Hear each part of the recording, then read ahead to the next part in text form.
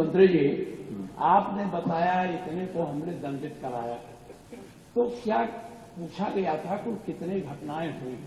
तो जो दंडित हो जाते हैं कोर्ट से उन्हीं को आप घटना मानते हैं कि जो घटनाएं घटती हैं उनको भी घटना मानते हैं? यह स्पष्ट कर दें तो कितनी घटनाएं घटित? आपने नेता प्रतिपक्ष, मैं आपका सम्मान करता हूं और आप दो बार इस माननीय सदन के अध्यक्ष के रूप में अपनी सेवाएं दिए हैं और आपने पहला प्रश्न किया है आज यहां पर। पहले तो आपके चयन के लिए मैं आपको बधाई देता हूं और ठीक है, अलग विषय है कि आपने चचा को गच्चा दे ही दिया। चचा बेचारा हमेशा ही ऐसे ही मार खाता है, उनकी नियति ही ऐसी है, क्योंकि भतीजा हमेशा भयभीत रहता है। लेकिन आप इस सदन के एक वरिष्ठतम सदस्यों में से हैं, आपका मैं सम्मान करता हूं। मैंने आपको पहले भी बताया कि 24,000 जो महिला संबंधी अपराध थे प्रदेश के अंदर 2016 में, अगर हम देखेंगे तो बलात्कार की जो घटनाएं घटित हुई थी वह 1838 हुई थी। लेकिन अगर मैं 24 के अंदर की घटना बताता हूं, इनकी संख्या है 1373। और मुझे लगता है ये घटनाएं बताती है 25% से अधिक की कमी इस बारे में बताती है कि अपराधी आबादी तो बढ़ी होगी इस दौरान, और आबादी बढ़ने के क्रम में अपराध कम हो रहा है, नियंत्रित हो रहा है।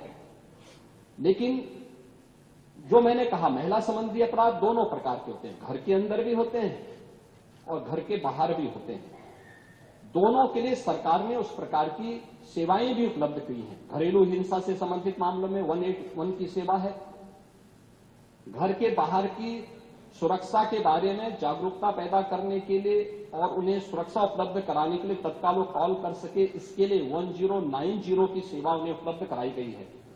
लेकिन साथ साथ क्विक रिस्पांस टीम 112, इन दोनों के साथ इंटीग्रेट करके अगर कहीं भी कोई अपराध होता है, अगर इन तीनों में से किसी को भी कॉल करेंगे तो वहां पर आपको सेवा उपलब्ध होगी इसके बारे में। लेकिन इस पे समय पे चार्जशीट दाखिल करना, डिस्ट्रिक्ट मॉनिटरिंग कमेटी की बैठक के साथ जुडिशरी के साथ बेहतर तालमेल बना करके इस प्रकार के मामलों में समय पे अपराधियों को सजा दिलाने के लिए एक प्रोसिक्यूशन को आगे बढ़ाना और अपराधियों को सजा दिला दी जाए, ये महत्वपूर्ण है। उसी का परिणाम है जो मैंने आपको पहले बताया कि अगर महिला संबंधी जो उनके महिलाओं के विरुद्ध और पास्को संबंधित अपराधों में अब तक हम लोगों ने 16,718 अभियुक्तों को अब तक सजा दिलाई है।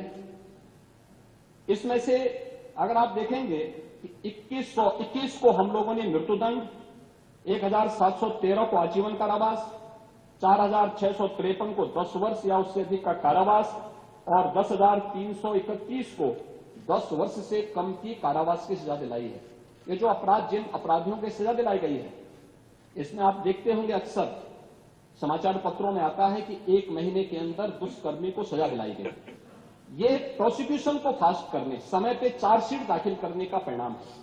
नहीं तो होता क्या है, जब हम लोग इसमें लापरवाही बरतते थे, सरकार संज्ञान नहीं लेती थी, विभाग संज्ञान नहीं लेता था, लोकल स्तर पर संज्ञान नहीं लिया जाता था, अपराध बढ़ते थे और फिर इनको हल्केपन से लेने का दुष्परिणाम क्या होता था कि हर ऐसा अपराधी स्वच्छंद होकर के अपराध भी करता था और फिर समाज उसके बारे में देखते हुए भी उसके खिलाफ कार्रवाई नहीं कर पाता था। लेकिन आज अपराधी के मन में भय है और उस भय का परिणाम आज हम सबके सामने देखने को मिल रहा है कि उत्तर प्रदेश का जो ई प्रोसिक्यूशन पोर्टल है वो देश के अंदर नंबर 1 पर है और उत्तर प्रदेश इस मामले में ऐसे अपराधियों को सजा दिलाने के लिए, महिला संबंधी अपराधियों को, जो भी ऐसे अपराधी हैं उनको सजा दिलाने में उत्तर प्रदेश देश के अग्रणी राज्यों में।